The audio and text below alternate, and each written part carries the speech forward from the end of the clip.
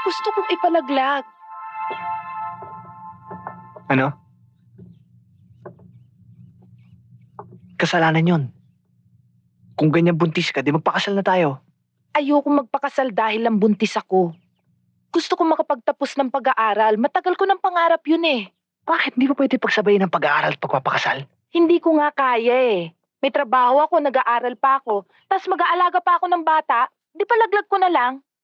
Tutal, hindi pa naman tao to, maaga pa. Mali, Helen. Eh yan naman ang lagi natin pinag-aawayan eh. Ang lahat ng bagay para sa'yo ay mali o tama. Strikto ka doon.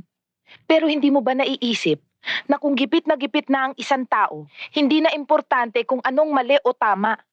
Ang iniisip na lang niya ay ang kanyang nararamdaman. Mali. Hayang ka na naman. Anak ko rin yan. Hindi ako makakapayag. Katawan ko ito, Nestor. Ako ang masusunod.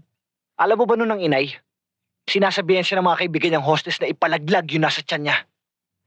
Matatanggal siya sa trabaho sa club pero hindi pa rin siya pumayag. Eh kung ginawa niya yun, wala ngayon si Cindy.